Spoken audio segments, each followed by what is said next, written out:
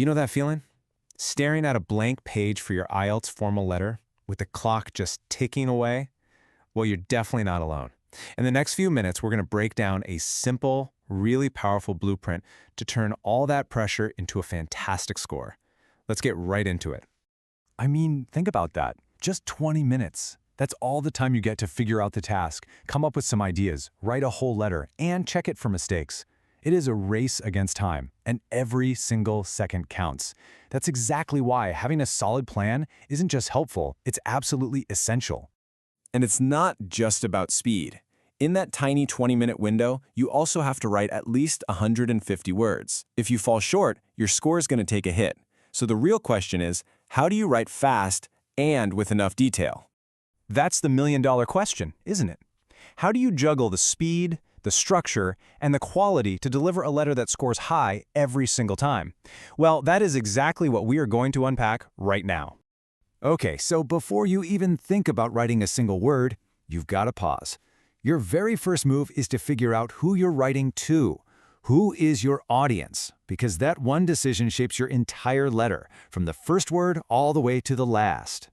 It sounds super simple, but this distinction is absolutely vital.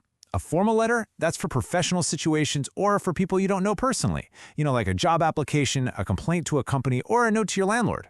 An informal letter is just for your friends and family. For the IELTS, you have to get this right from the very start, and today we are all about mastering that formal style. All right, this is where you can grab some really easy points. Seriously, examiners are looking specifically for these pairings. If you have no idea who you're writing to, no name, you start with Dear Sir, Madam, and you must end with Yours faithfully. If you do know their last name, like Mr. Brown, you close it with Yours sincerely. It's such a small detail, but it sends a huge message. You know the rules of formal writing. When that clock is ticking down, the last thing you want is to be making things up as you go.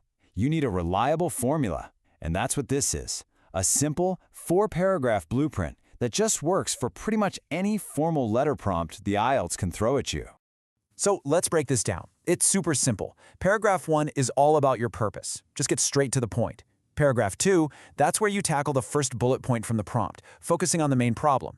Then paragraph 3 covers all the other bullet points, giving more detail or maybe outlining a solution. And finally, paragraph 4 is your conclusion. This is where you say exactly what you want to happen next and sign off using that correct closing we just talked about.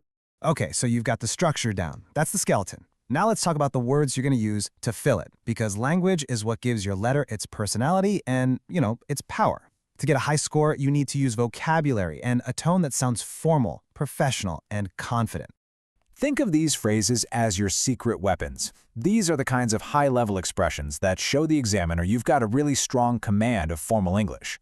So instead of a simple, I want to complain, you can elevate it to, I am writing to express my dissatisfaction with. Instead of a casual, can you help? You use the much more polite, I would be grateful if you could. Honestly, learning just a few of these can make a huge difference in your score. Here's a little pro tip for you, and this one can instantly make your writing sound way more formal. Try using the passive voice. It just creates this more objective and less personal tone. For example, someone told us feels pretty informal. But we were told or we were informed, that shifts the focus and just sounds more official and serious. It's a small change, but it has a big impact.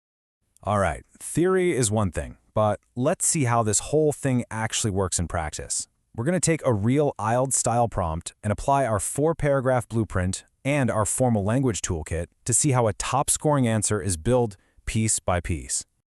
Okay, let's paint the picture. You had a terrible restaurant experience. The task is crystal clear.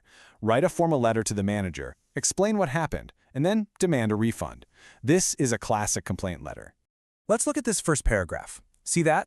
Right off the bat, it follows our blueprint perfectly. The writer gets straight to the point with some really formal language. I would like to express my regret. There are no wasted words, just a direct, polite, and very serious opening. Now for paragraph 2, the main problem. The writer dives right into the first major issue, the seating. They give specific details like it was booked 2 months in advance to show this wasn't their fault. And hey, would you look at that? There's our pro tip in action. The passive voice, we were told, which makes the complaint sound much more objective. Paragraph 3 is where they really build their case. Using a connector like in addition to this, the writer smoothly introduces the next problem, the lack of food. And again, the details are specific and really powerful. 3 members of my party were left to eat only bread. You see how that just adds so much weight and credibility to the complaint? And then we get to the final paragraph, the conclusion. The writer sums up their feelings with a really strong statement, entirely unacceptable, and then delivers a very clear call to action. I would like to request a full refund. It's firm, it's direct, and it leaves no doubt about what they expect. And that's exactly what you need to do to complete the task successfully. So there you have it, the complete blueprint for a high-scoring formal letter. You need a clear purpose, the right tone, a simple structure, and that powerful toolkit of phrases. You now have everything you need to tackle IELTS Writing Task 1 with a lot more confidence. Really, the only thing left to do now is practice. So, are you ready to get started?